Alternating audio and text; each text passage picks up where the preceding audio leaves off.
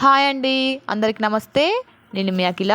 Welcome back to చిన్ని vlogs. So ఈరోజు video వచ్చేసి ఏంటంటే ట్రెడిషనల్గా తెలంగాణ స్పెషల్ సర్వపిండి ఎలా ప్రిపేర్ చేసుకోవాలో చూసేద్దాం. సర్వపిండికి ముందుగా కావాల్సినంత వరిపిండిని తీసుకొని పచ్చి పల్లీలను కచ్చా పచ్చాగా దంచి కొంచెం పొడి పొడిగా దంచి ఇందులోకి వేసుకోవాలి. పల్లీలు వేస్తే ఒక మంచి టేస్ట్ వస్తుంది సర్వపిండిలో. ఇప్పుడు ఇందులోకి కావాల్సినన్ని తెల్ల నువ్వులను కూడా యాడ్ చేసుకుందాం. ఇప్పుడు మనం ఒక ముందుగా కట్ చేసి పెట్టుకున్న ఉల్లిపాయ ముక్కలను కూడా వేసుకుందాం. ఉల్లిపాయ ముక్కలు చాలా ఉంటేనే టేస్ట్ బాగుంటుంది. అదేవిధంగా కట్ చేసి పెట్టుకున్న కొత్తిమీర మరియు కరివేపాకును కూడా వేసేసుకుందాం. వీటిని చిన్న చిన్నగా కట్ చేసుకోవాలి. ఇప్పుడు రుచికి సరిపడా కారంను యాడ్ చేసుకోవాలి.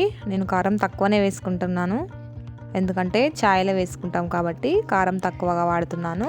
అదేవిధంగా రుచికి సరిపడా ఉప్పును కూడా యాడ్ చేసుకుందాం. ఇప్పుడు 1 టేబుల్ స్పూన్ వరకు జీలకర్రను యాడ్ చేసుకుందాం. మీ దగ్గర ఉంటే కొంచెం వామును కూడా యాడ్ చేసుకుంటే సూపర్ టేస్టీగా ఉంటుంది. ఇప్పుడు కొంచెం శనగపప్పును కూడా యాడ్ చేసుకుందాం. శనగపప్పును ఒక అర్ధగంట ముందు నానబెట్టి వేసుకుంటే ఇంకా టేస్ట్ బాగుంటుంది, కానీ నేను అలాగే వేసాను. ఇప్పుడు వీటన్నింటినీ మంచిగా మిక్స్ చేసుకోవాలి. వాటర్ పోయక ముందే మంచిగా కలుపుకోవాలి.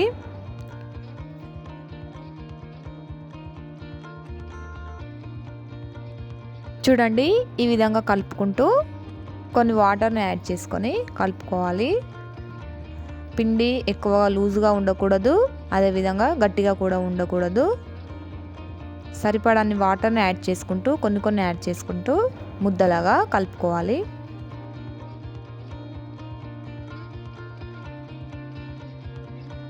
చూడండి, పిండి మొత్తం ఈ విధంగా కలుపుకోవాలి. ఇప్పుడు ఇందులో నుంచి కొంచెం పిండి తీసుకొని బాల్ లాగా చేసుకొని ఇప్పుడు ఒక గిన్నె తీసుకొని అందులోకి ఆయిల్ని పోసుకోవాలి. గిన్నె కొంచెం వెడల్పుగా ఉండాలి.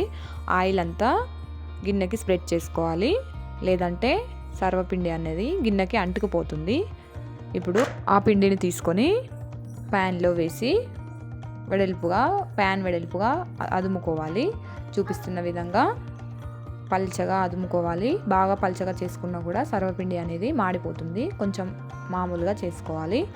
చూపిస్తున్న విధంగా చేసుకొని చూడండి, ఈ విధంగా ప్యాన్కంతా పిండి అప్లై చేసుకున్న తర్వాత చూపిస్తున్న విధంగా ఇలా కొంచెం హోల్స్ పెట్టుకోవాలి. హోల్స్ పెట్టుకొని ఇంకొంచెం ఆయిల్ని పైన పోసుకోవాలి.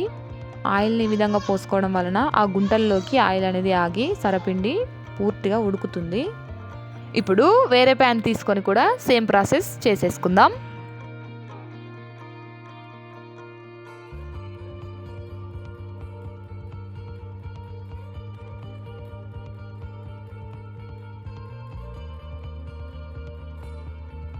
ఇప్పుడు మనం ముందుగా సర్వపిండి పెట్టుకున్న గిన్నెను స్టవ్ పైన పెట్టి కాల్చుకుందాం. సర్వపిండి కాల్చేటప్పుడు స్టవ్ అంతా లో ఫ్లేమ్లోనే ఉండాలి.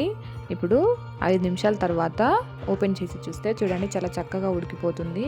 స్టవ్ను హై ఫ్లేమ్లో ఉంచితే సర్వపిండి అనేది మాడిపోయి కాటు వాసన లాగా వస్తుంది. మీడియం ఫ్లేమ్లో ఉంచితే మంచిగా ఉడుకుతుంది. చూడండి, ఇప్పుడు రెండో వైపు తిప్పి వేసుకుందాం.